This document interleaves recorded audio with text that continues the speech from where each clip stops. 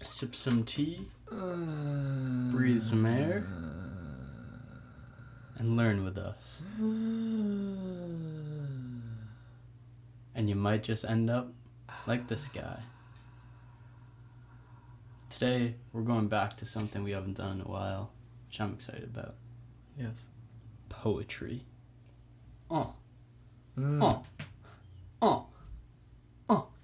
This was a request from someone named Effie. It's a cool name. Yeah. We like it. And this is a mystic poet. I'm going to try this name. I'm going to miss. Do it. Rabindranath Tagore. Tagore? I'm here for it. And this poem's called No Fear. Yeah. That's all we need. Where the mind is without fear, and the head is held high, where knowledge is free, where the world has not been broken up into fragments by narrow domestic walls. Zeus? Is that you? I'm pretty sure it is. Zeus. Where words come out from the depth of truth, where tireless striving stretches its arms towards perfection. Whoa. I liked the something in the wordplay there. Where tireless striving stretches. Like the SSS. Oh. And then yeah. its arms towards perfection. Oh. So it's kind of feeling like a hype up speech. Yes. You know? It's like a spiritual hype up speech. It's like saying things you already know, but that you need to hear. Maybe. Where the clear stream of reason has not lost its way into the dreary desert sand of dead habit. Oh. Dead habit. That's good. That makes me think of all the things that Sadhguru says about Shiva. Because he's saying that the significance of Shiva was that he explored every dimension of life possible for a human being. And so we look up to people like the Buddha. And Sadhguru says the Buddha only traversed one dimension. And Shiva traversed like over 100 or something like that. Whatever he talks about, like he was like the Buddha was concerned about the stillness and the middle path, whereas Shiva did everything, lived the fullest life, he was dancing, and he tried stillness, and he was drinking, and he was rambunctious, and like all of the things.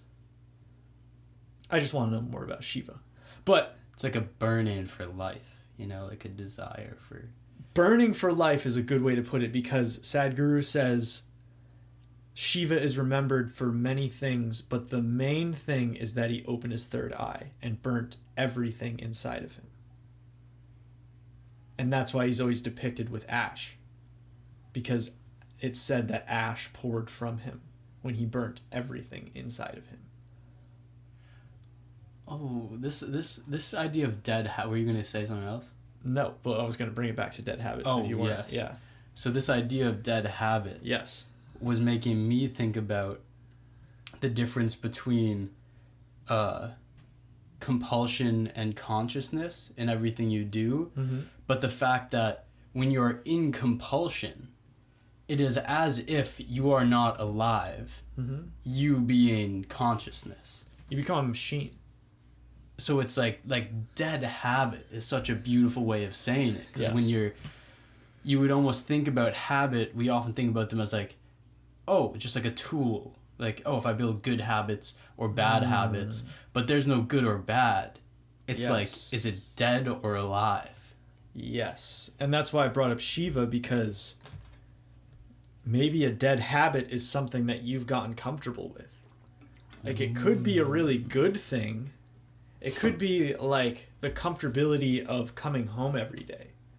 But feeling too comfortable in that could end up leading you into comfort. That could be a dead habit. And so comfort being the opposite of exploration. Yeah, exactly. And then you don't challenge yourself in any way, and you become emotionally safe and unexposed. I'd say would be the word, unexposed. I love it. That's how I feel like what dead habit is. Like that's been coming to mind for me a bit. Is sometimes I'll think that I am overcoming something, or I have overcome something, and then I will take a step out of my comfort zone, a step out of my routine, my habits, and I'll go, oh, this is still in me. Yeah.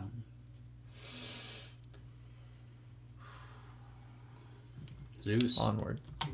Yes. Where the mind is led forward by thee into ever-widening thought and action, into that heaven of freedom, my Father.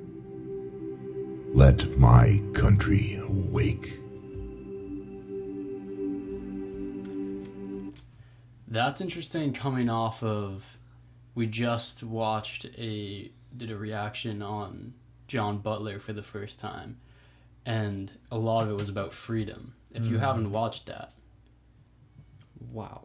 yeah, but that he says here, cause John Butler said, freedom is the present, which is ever there, and that freedom is just being that presence, and that we must learn to awaken to that presence. And he said awakening is just becoming aware of the present. And then this guy goes, let my country awake, or awaken, whatever he just said. But that just, I love John Butler's idea of what awakening means. It just means I'm here, rather than I'm whatever.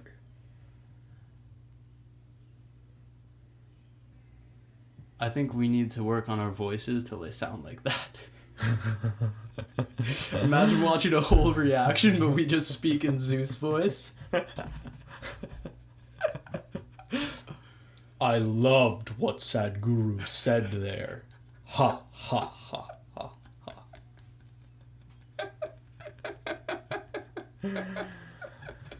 Oh, jeez. Good.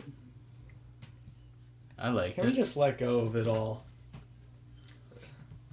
Let go of the borders, the boundaries, the whole thing. Me, Like, you. It's so painful when you're in it. It's so painful. When you're stuck in being, whatever, an American.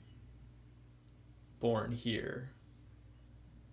Looking at the stuff that everyone else does, and then you start doing that stuff. It's when you're like trapped in your karma. Oh. Trapped in your karma. Yeah.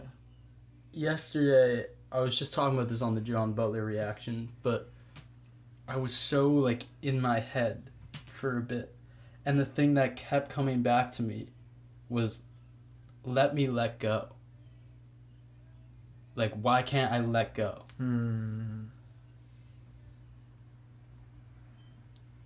And it's funny because it doesn't come through the struggle. And that I kept trying to let go. Yeah.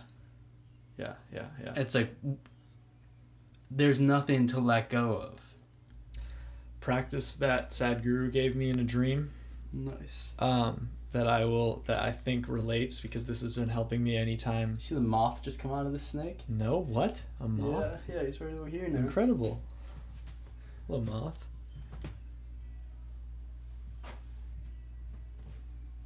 Little guy. That just came out of the snake. Snake. The one-eyed snake The one-eyed snake. It's the mascot for Learn With Us. The one-eyed snake. gives birth to Little mothy. little moths. That is a beautiful little moth. Dang. Nope. I just read a short story called The Death of the Moth by Virginia Woolf, maybe? Well, whoever it was. Death of the Moth. Really good. You should read it. A lot of projection, though. I'll warn you.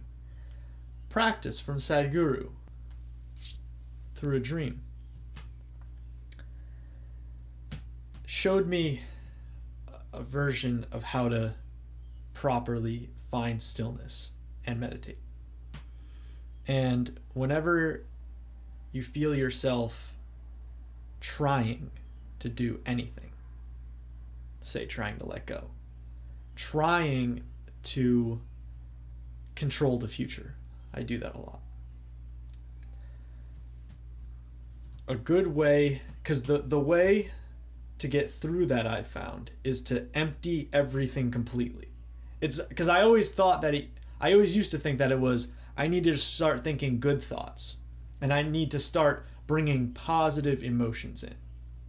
And that's what you hear sometimes. I feel like that's kind of the narrative that like Thich Nhat Hanh sometimes says, is like, take your anger, bring in the energy of love and mindfulness, and transform it. But Sadhguru showed me in a dream a way, not the way, a way. Empty your face completely. Like, no smile, no frown, nothing. I mean, like completely relax your face, completely relax all the muscles in your body. And like, you might think your face is relaxed, but there's another level of like complete nothing is, and your eyes need to come down a bit and feel how that is. I usually, yeah. And naturally, for me at least, the things start to drain. It's like all my emotion, all my thoughts, everything just starts to fall down through my feet. Bye-bye. And then, because then there's, I mean, that's the, it can sound scary, because then at that point, there's nothing.